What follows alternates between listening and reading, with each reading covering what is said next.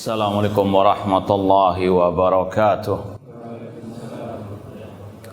Innal hamdalillah nahmaduhu wa nasta'inuhu wa nastaghfiruh wa na'udzu billahi min syururi anfusina wa min sayyiati a'malina.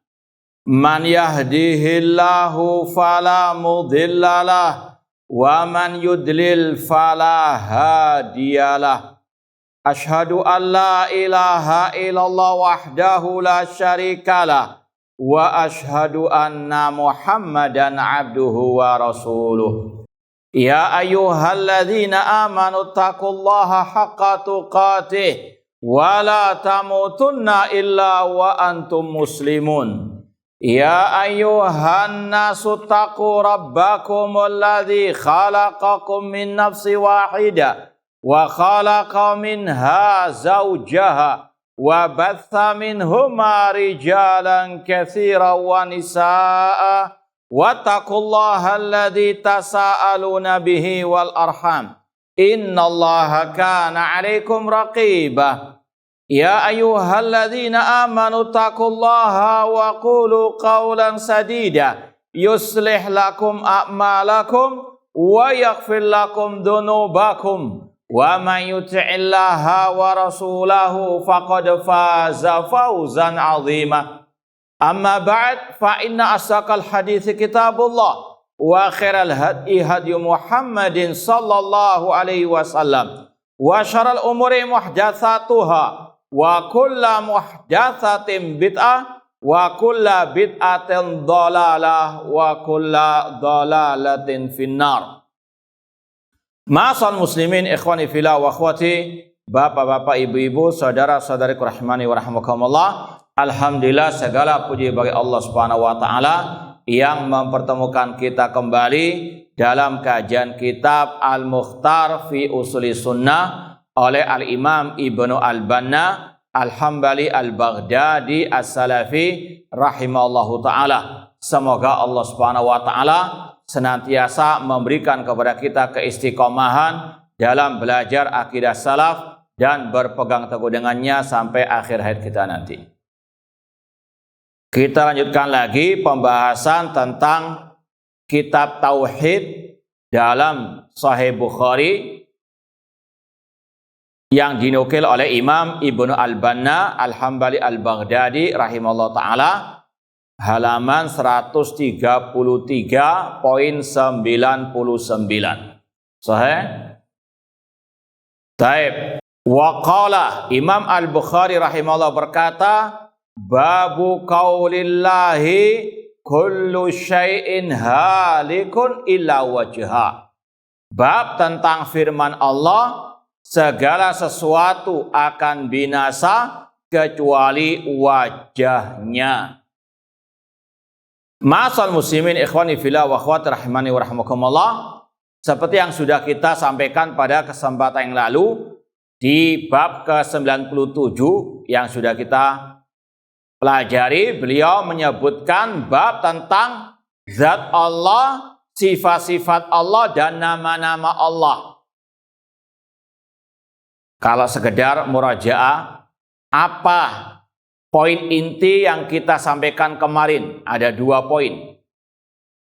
Ada yang nyatat atau ada yang ingat? 2 poin penting berkaitan dengan bab 97 dalam kitab ini.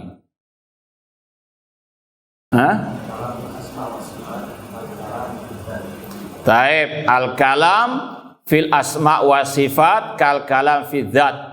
Pembahasan tentang nama dan sifat Allah sama ya tentang pembahasan tentang zat. Kalau Anda menetapkan Allah punya zat yang tidak sama dengan zat makhluk, maka demikian tetapkan nama dan sifat Allah dengan tidak menyerupakannya dengan nama dan sifat makhluk. Sekedar menetapkan tidak berarti menyamakan. Yang kedua tentang apa? Iya, yang disandarkan kepada Allah ada berapa kemarin? Ada 2. Yang pertama, berkaitan dengan nama dan sifat. Yang kedua sifat. Yang kedua berkaitan dengan apa? Al-khabar, ya, bahwasanya bab nama dan sifat itu tauqifiyah, wajib ada dasarnya dari ayat atau hadis yang sahih. Adapun babul khabar mengabarkan tentang Allah, Allah itu syai', Allah itu ihsani, Allah itu ja'il, al-mutakallim, al-murid, al-qadim. Ini mengabarkan tentang Allah. Ya, sekali lagi tidak harus ada ayat atau hadisnya, yang penting tidak ada makna yang negatif dalam kata-kata tersebut. Kemudian Imam Bukhari di sini ingin memperinci atau menyebutkan contoh-contoh dari nama dan sifatnya sesuai dengan urutannya. Kemarin sudah kita bahas tentang an-nafsu. An-nafs itu sama dengan az-zat, meskipun zat itu sendiri min babil khabar. Paham ya? Kemudian dilanjutkan di sini menyebutkan contoh-contoh sifat-sifat Allah yang wajib ditetapkan tanpa menyerupakannya dengan makhluk. Wajib menetapkan sifat Allah sebagaimana wajibnya menetapkan zat Allah.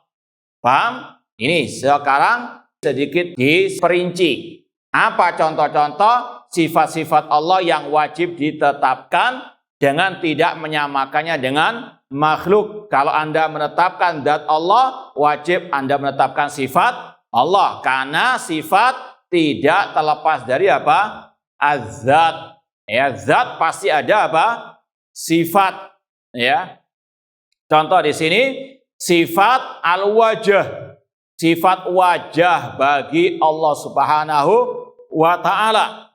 Imam Bukhari ingin menjelaskan kepada kita wajibnya menetapkan sifat wajah bagi Allah tanpa menyerupakannya dengan makhluk, tanpa membagaimanakan, tanpa menyelewengkan maknanya, tanpa menafikan.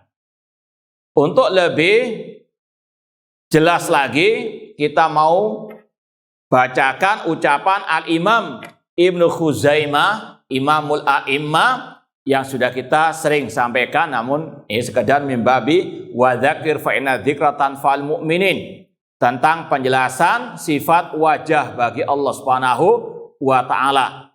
Kalau biasanya kita bawa cetakan yang kuno, yang klasik, cetakan kitab kuning, ini kitab putih. Namun sama, ini yang cetakan terbarunya. Kalau yang sering kita bawakan, yang warna hijau masih ingat? Itu cetakan Beirut, Libanon. Ini cetakan Riyadh, dan tidak ada bedanya. Cetakan Wahabi dan bukan Wahabi. Kalau kita bawa cetakan Arab Saudi dituduh apa? Namun sudah kita contohkan di cetakan Libanon, Beirut juga sama, tentang masalah sifat wajah Allah. Kalau di cetakan ini ada 2 jilid. Kalau yang cetakan yang kuno itu 1 jilid. Imam Ibnu Khuzaimah ini termasuk salah satu ulama mazhab Asy-Syafi'i rahimahullah ta'ala yang hidup di abad ke-4 Hijriah. Beliau meninggal tahun 311 Hijriah. Beliau murid dari 2 muridnya Imam Syafi'i, Imam Ar-Rabi bin Sulaiman Al-Muradi dan Imam Al-Muzani. Sekali lagi, ini salah satu ulama mazhab Asy-Syafi'i, Imam Ibnu Khuzaimah rahimahullah ta'ala. Di halaman cetakan pertama, sekali lagi 24, cetakan Maktabah Rushd, jilid pertama halaman 24, ada bab zikri isbati wajhillah, bab tentang penyebutan penetapan wajah Allah, alladzi wasafahu bil jalali wal ikram. Kata Imam Ibnu Khuzaimah, yang Allah sifati wajahnya dengan kemuliaan dan kebesaran fi qaulihi, dalam firman-Nya surat Ar-Rahman, wa yabqa wajhu rabbika dzul jalali wal ikram. Kekalah wajah Rabbmu yang memiliki kebesaran dan kemuliaan.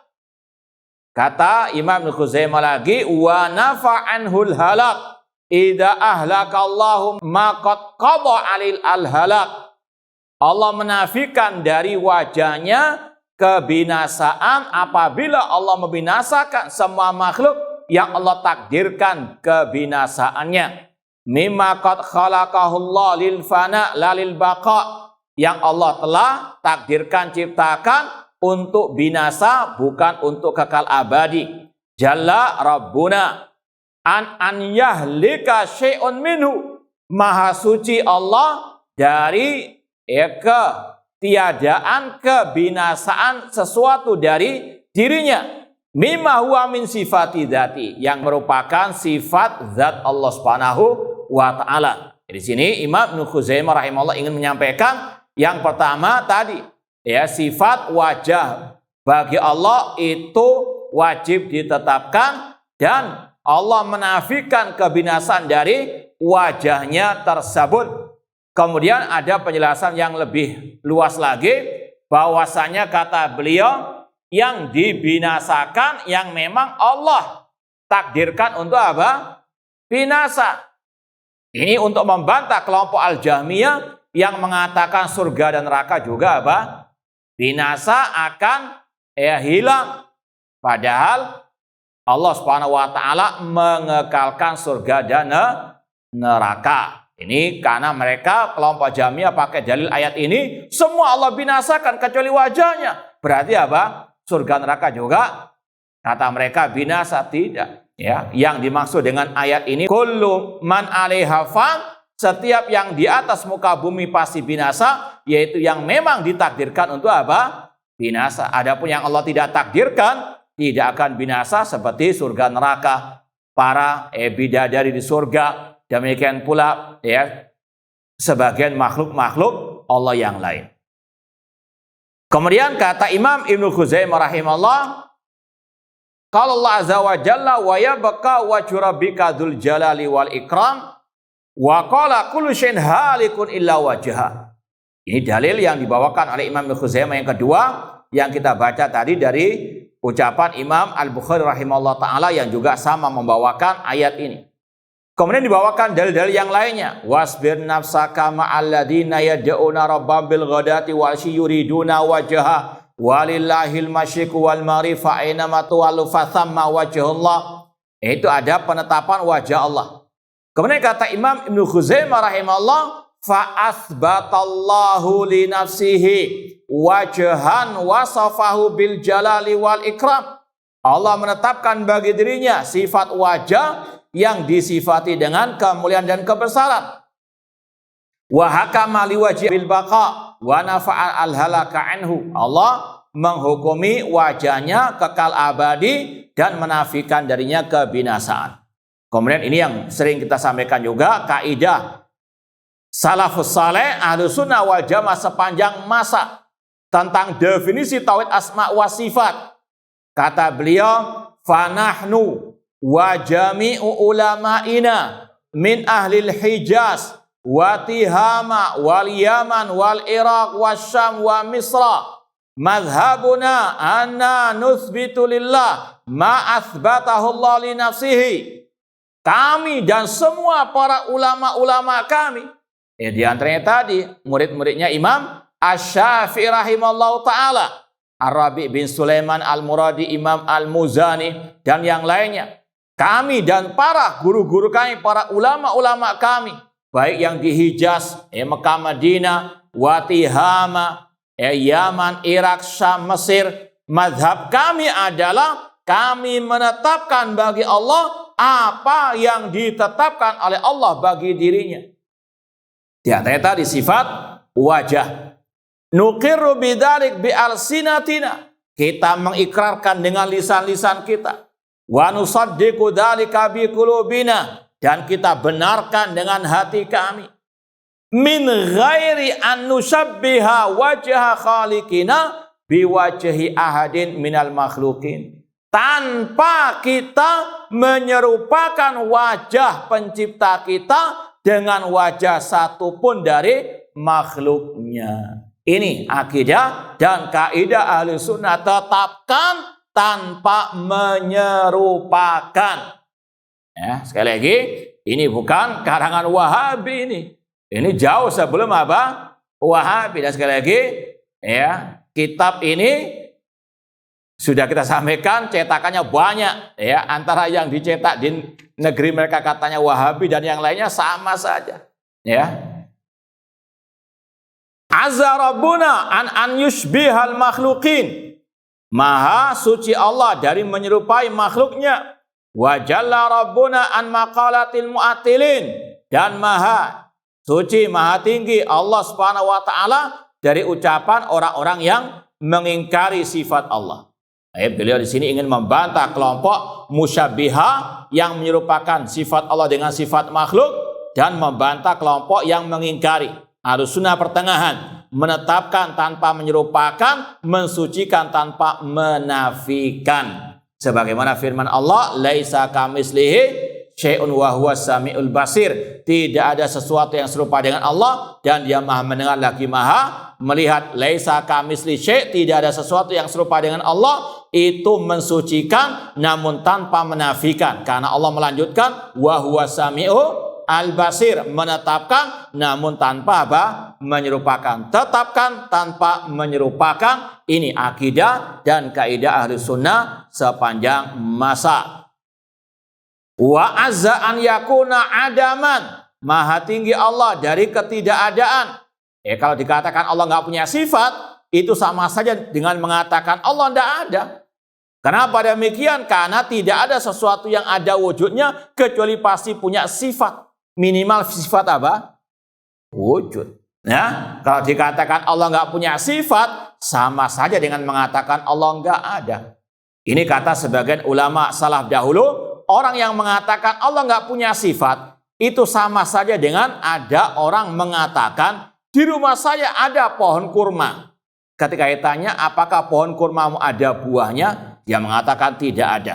Apakah pohon kurmamu ada batangnya? Dia mengatakan tidak ada. Apakah di rumahmu tadi pohon kurmanya ada pelepahnya? Dia mengatakan tidak ada. Apakah ada akar? Tidak ada. Ini Samirawan dengan mengatakan apa? Bohong, nggak ada pohon kurma.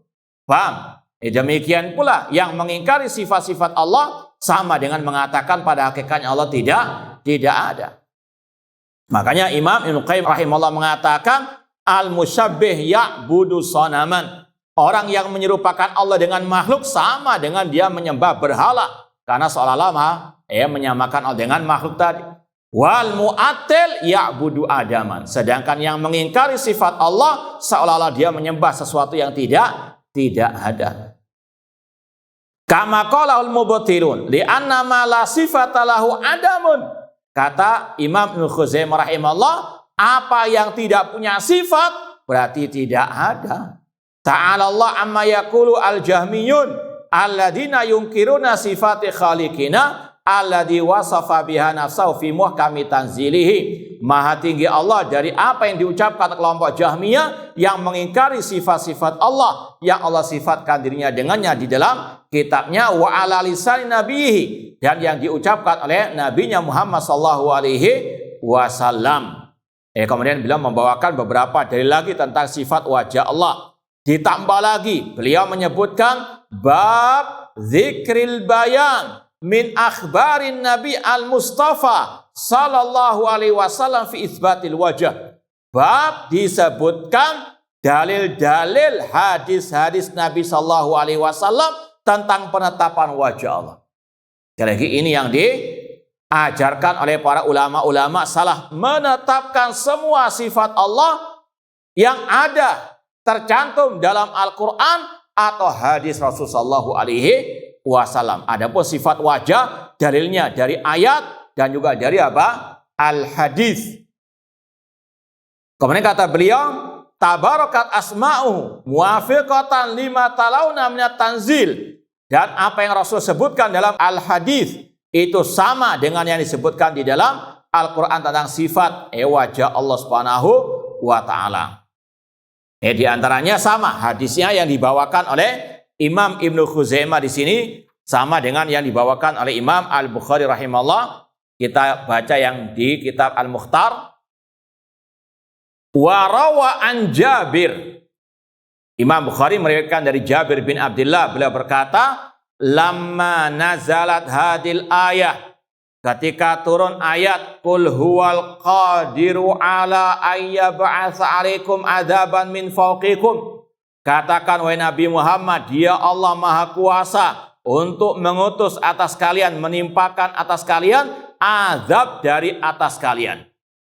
Qala Nabi SAW, Nabi pun berkata, a'udzu biwajhik, aku berlindung dengan wajahmu ya Allah. Ini intinya. Rasul menetapkan sifat wajah bagi Allah. A'udzu biwajhik.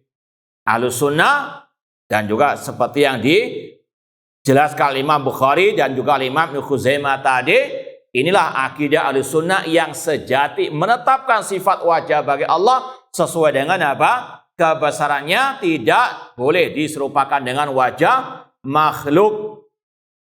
A'udzu biwajhika faqala au min tahti arjulikum, atau Allah sanggup untuk menimpakan azab dari bawah kaki kalian.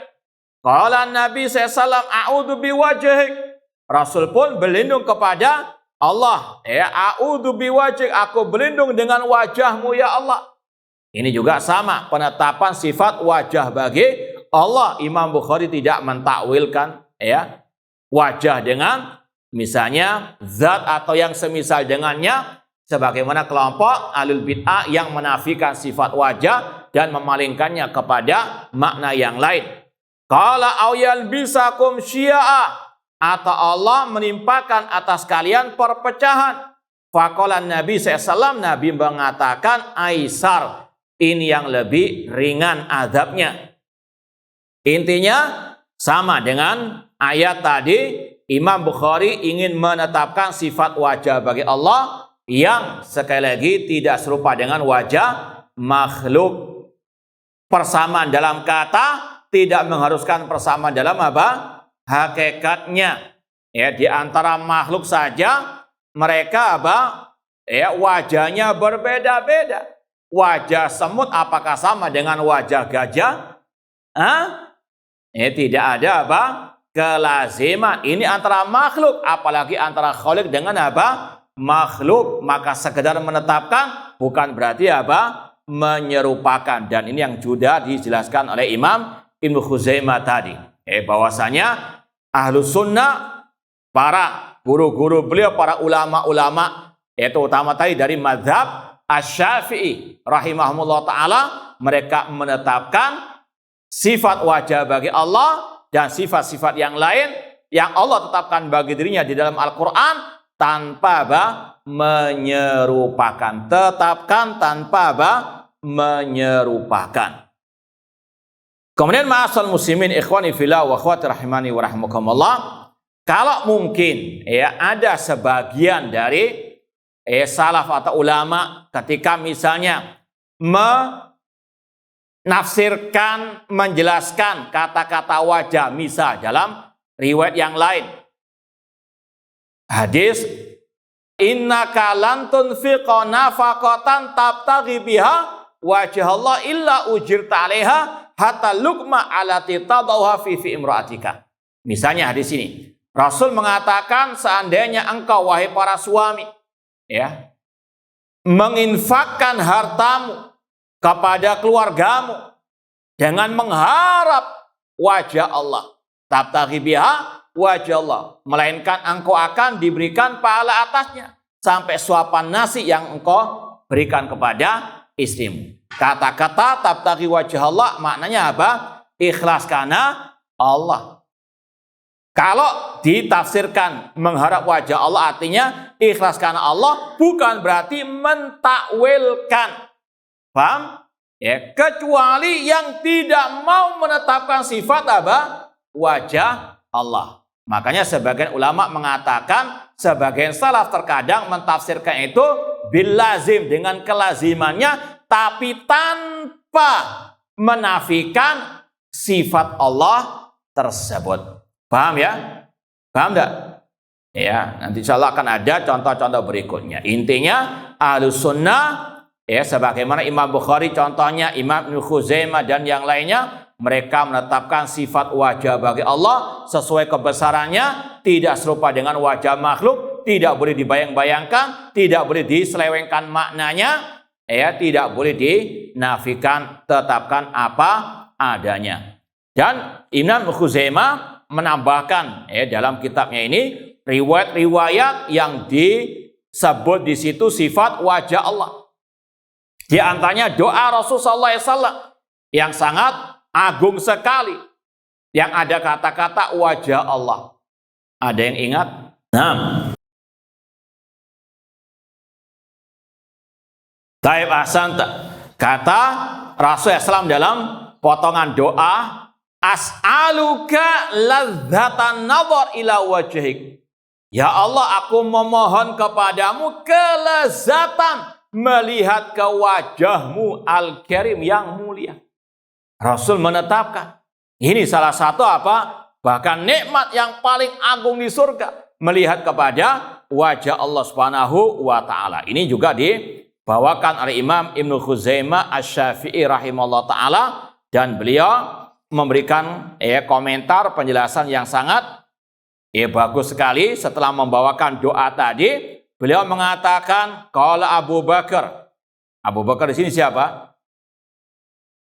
Ya, beliau sendiri. Ya, antum kalau baca kitab ulama kadang sang penulis mengatakan qala Abu Bakar. Contoh di sini, itu kunyanya beliau. Enggak mengatakan kultu. Terkadang apa menyebut kunyanya atau namanya. Qala Abdullah, maksudnya dia sendiri. Paham ya? Antum jangan gagal paham dikira orang lain, padahal itu apa? Ya, qala Abu Bakar di sini Abu Bakar Ibnu Khuzaimah. Ala yaqil dzawul hija ya tullabal ilmi inna nabiyya sallallahu alaihi wasallam la yas'a rabbahu ma la yajuz kaunuhu. Kata Imam Ibnu Khuzaimah rahimahullah, tidaklah orang-orang yang punya akal dia berpikir, wahai para penuntut ilmu, Nabi Shallallahu Alaihi Wasallam dengan doanya tadi itu nggak mungkin meminta kepada Allah sesuatu yang tidak ada. Kalau misalnya orang-orang itu mengatakan Allah nggak punya sifat wajah, ngapain Rasul mengatakan apa? As'aluka ladzatan nadhar ila wajhi. Paham ya? Itu seolah-olah apa? Menuduh Rasul meminta sesuatu yang tidak apa? Ada, artinya khayal. Naudzubillahi min dzalik. Ya, kata Ibnu Khuzaimah, tidaklah Nabi SAW meminta sesuatu yang tidak ada kepada Allah Subhanahu wa taala. Fa fi mas'alatin Nabi SAW rabbahu ladzatan nadhar ila wajhihi abyanul bayan wa awdahul wuduh anna lillahi azza wa jalla wajhan. Ini ucapan yang sangat indah dari Imam Ibnu Khuzaimah rahimahullah. Kata beliau, ketika Nabi memohon kepada Allah untuk diperlihatkan wajahnya di surga, maka ini adalah penjelasan yang paling jelas, keterangan yang paling terang bahwasanya Allah memiliki wajah. Anna lillahi wajhan yataladzadzu bin nadhar ilaihi man manallahu jalla wa ala alaih, yang mana orang-orang yang ada di surga akan apa? Merasakan kenikmatan melihat wajah Allah tersebut. Semoga Allah Subhanahu wa taala menganugerahkan kepada kita semuanya kelezatan melihat wajahnya di surga kelak. Ini sekali lagi tidak ada takwil-takwil dari Imam Ibnu Khuzaimah dan juga yang lainnya. Nah, dan masih banyak lagi dalil-dalil yang lain yang dibawakan oleh Imam Ibnu Khuzaimah tentang wajibnya menetapkan sifat wajah bagi Allah Subhanahu wa taala. Lanjut lagi, poin ke-100, waqal babu qaulillah walitusna'a ala aini. Allah berfirman tentang Nabi Musa alaihissalam yang dahulu dipelihara di istananya Fir'aun. Walitusna ala aini maksudnya tughadza, bahwasanya Nabi Musa alaihissalam itu diasuh, dididik di bawah pengawasan Allah Subhanahu wa ta'ala. Itu ghadza ala aini wa qaulihi, dan juga tentang firman Allah tajri bi ayunina. Ini berkaitan dengan kapalnya Nabi Nuh. Kapalnya Nabi Nuh itu tajri, berlayar dengan pengawasan mata-mata kami, kata Allah Subhanahu wa taala. Poin 100 ini juga sama dengan sebelumnya. Imam Al-Bukhari ingin menyebutkan salah satu sifat Allah yang wajib ditetapkan tanpa menyerupakannya dengan makhluk. Kalau Anda menetapkan zat Allah yang tidak melazimkan menyerupai zat makhluk, maka tetapkan wajah Allah dengan mengatakan wajah Allah nggak sama dengan wajah makhluk. Demikian pula tetapkan Allah punya sifat mata yang tidak sama dengan sifat apa? Mata makhluk. Selesai masalah. Paham ya? Kalau ahlul bid'ah mengatakan kalau kita tetapkan Allah punya wajah, kalau kita tetapkan Allah punya mata, nanti sama dengan wajah dan mata makhluk. Apa jawaban antum? Sesuai dengan kaidah awal.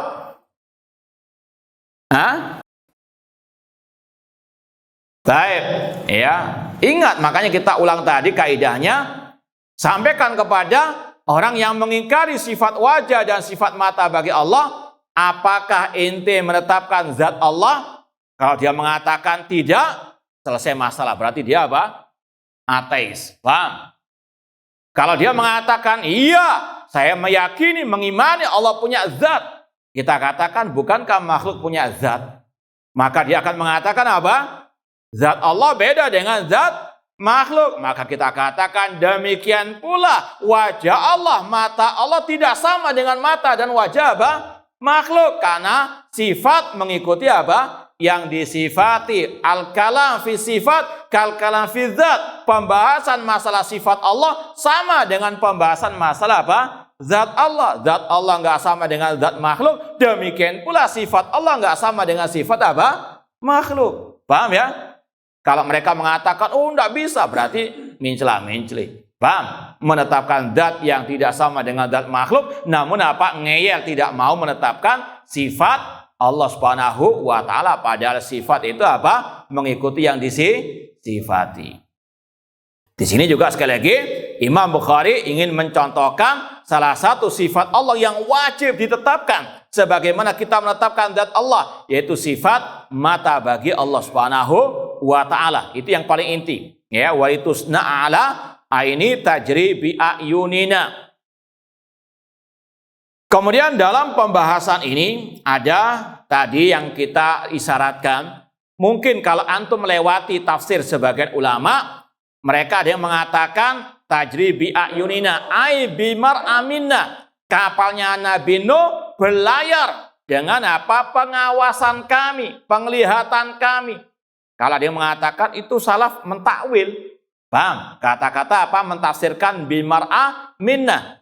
Maka kata para ulama tadi, bahwasanya terkadang ulama salaf mentafsirkan dengan apa? Kelaziman. Ya, namun tanpa menafikan, mengingkari sifat mata bagi Allah Subhanahu wa ta'ala. Paham ya? Mentafsirkan dengan apa? Kelazimannya. Sebagaimana tadi, mengharapkan wajah Allah berarti apa? Ikhlas karena Allah. Paham? Tidak berarti apa? Menafikan sifat Allah tersebut. Namun intinya, Ahlus Sunnah menetapkan sifat mata bagi Allah sesuai dengan kebesarannya yang tidak sama dengan mata apa? Makhluk. Kita lanjut lagi baca hadisnya. Ini yang lebih jelas lagi. Warawa hadis Nafi an Abdullah qala. Imam Bukhari meriwayatkan hadis Nafi dari Abdullah bin Umar radhiyallahu anhuma. Beliau berkata, "Dzukira ad-dajjal inda Nabi sallallahu alaihi wasallam." pernah disebutkan Dajjal di samping Nabi Shallallahu Alaihi Wasallam. Faqala, maka Rasul bersabda, Innallaha la yakhfa alaikum. Allah tidak tersembunyi bagi kalian. Innallaha laisa bi'awar. Allah itu sesungguhnya tidak cacat matanya. Ya. Wa asyara biyadihi ila ainihi. Dan Rasul mengisyaratkan ke mata beliau. Yang paling utama di sini lanjutannya, wa innal masihad dajjal awar ainul yumna. Sesungguhnya al-masih dajjal itu mata kanannya cacat. Ka'anna ainaihi inabatun tafiyah. Seolah-olah matanya itu seperti buah anggur yang kayak apa itu? Melotot gitu ya, yang cacat ya. Ada apa?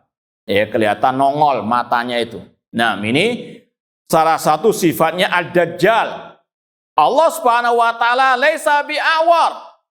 Ini yang diambil oleh para ulama untuk menetapkan Allah punya dua mata. Ya. Dari kata-kata apa? Innallaha laisa bi'awar, karena secara bahasa Arab awar itu artinya yang punya kedua mata namun cacat. Ya, salah satunya tentunya diantaranya yang apa? Cacat total. Ya, namanya Dajjal. Dajjal kedua-dua matanya cacat. Ada yang satu ya masih bisa melihat, satunya apa? Buta, cacat total. Paham? Dari kata-kata innallaha laisa bi'awar, ulama menyebut Allah memiliki dua apa? Mata. Kalau ayat tadi, kalau antum bahasa Arabnya sudah ya istilahnya di luar kepala, aini, ayunina, apakah itu ada kata-kata musanna dua? Nah, secara asal tidak, ya. Ainun itu satu mata. Ayun secara bahasa asal ya, secara asal itu artinya apa? Jamak. Namun awar ini apa? Tengah-tengah. Ya, secara bahasa awal itu yang punya apa? Dua mata. Paham? Dari sini kata ulama, Allah memiliki dua mata. Adapun ayat yang menyebutkan dalam bentuk tunggal tidak bertentangan dengan awar. Karena kata-kata bahasa Arab tunggal kalau disandarkan kepada kata benda yang lain atau kepada yang lain, tidak ya maknanya selalu apa? Tunggal. Bisa apa? Lebih dari satu. Contoh, wa in ta'udu nikmatallah. Dalam bahasa Arab, nikmat itu bentuknya tunggal atau dua atau tiga. Tunggal. Tapi ketika disandarkan kepada Allah, nikmatallah, maka berapa jumlahnya? Berapa jumlahnya? La tuhsuha, lebih dari satu. Paham? Paham nggak paham? Wallahu a'lam. Ini karena Pak berkaitan dengan bahasa Arab ya. Itulah pentingnya belajar bahasa Arab ya. Dalam akidah butuh pelajaran bahasa Arab juga. Kemudian ayunina, ayun bentuknya jamak, nggak bertentangan dengan bentuk musanna yang dua. Karena jamak dalam segi bahasa Arab minimal dua. Salat berjamaah misalnya, berapa minimal orangnya? Dua orang. Ya, faqat sagat qulubukuma. Allah menyebut qulub jamak, padahal orangnya cuma apa? Dua. Paham nggak paham? Telan saja sudah. Baik, intinya Allah kata para ulama memiliki dua mata sesuai dengan dalil laisa bi'awar. Allah tidak awar, karena awar secara bahasa Arab yang apa? Memiliki dua mata namun cacat. Sedangkan Allah laisa bi'awar kata Rasulullah sallallahu alaihi wasallam. Paham tuh? Baik. Kemudian ada kata-kata wa asyara biyadi ila ainihi. Rasul ketika menjelaskan Allah punya sifat mata, Allah mengisyaratkan kepada mata beliau. Apakah ini tasbih? Na'udzubillahi min dalik. Ini kata para ulama litahqiqi sifatil ain. Untuk menegaskan betul-betul Allah itu punya sifat mata. Paham ya? Litahqiq laisa litasbih. Dan ini yang pernah kita janjikan waktu kajian di Masjid Ibrahim. Cuma kita sahur di sini. Ya, kita mau bacakan dari penjelasan Syekh Muhammad bin Utsaimin, dan insya Allah kita akan ulangi di sana karena kita janjinya di sana. Cuma karena kedahuluan di sini pembahasannya ya nggak apa-apa kita baca. Ini kita ambilkan dari kitab Syarah Aqidah Wasithiyah oleh Syekh Muhammad bin Shalih Al-Utsaimin rahimahullah. Kitab Syarah Aqidah Wasithiyah oleh Syekh Muhammad bin Shalih Al-Utsaimin rahimahullah, bahwasanya kadang Rasul ketika menyebut sifat Allah, beliau mengisyaratkan dengan jari beliau ke diri beliau.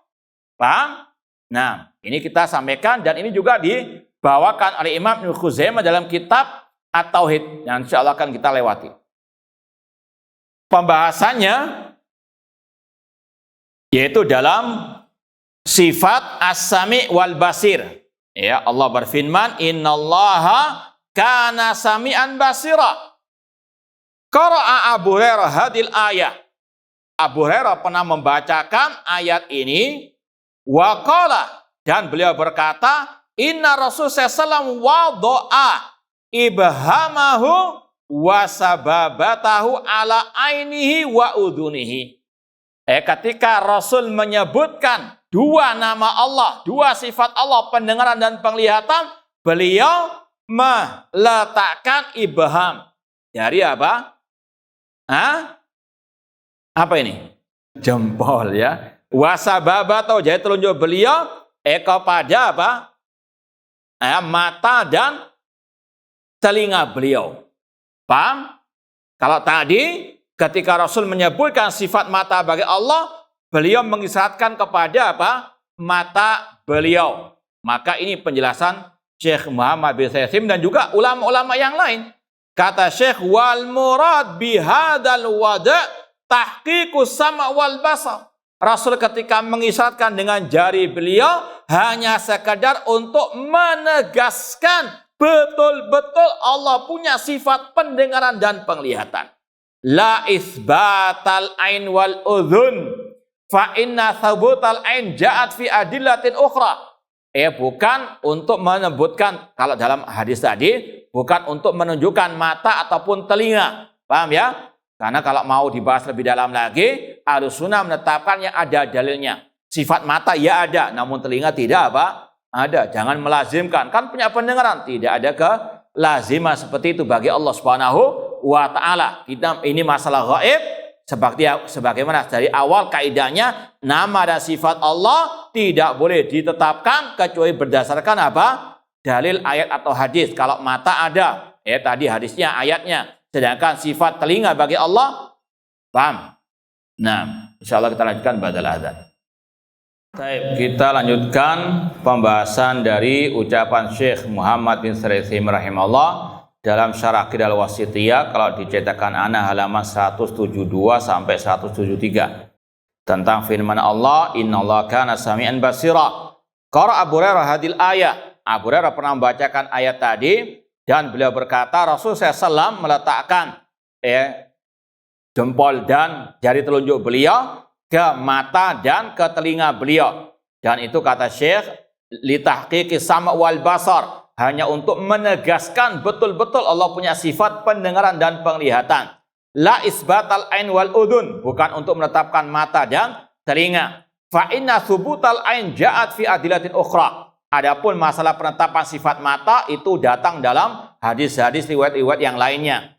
Wal udhun inda ahli sunnah wal jamaah la tusbat lillah wa la tunfa'anu li adami wurudi sam'i bidzalik.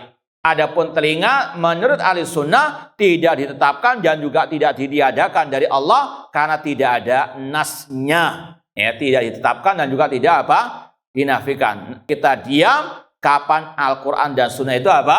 Diam. Nah, kemudian fa'il kulta hali an af'al kama fa'ala Rasulullah.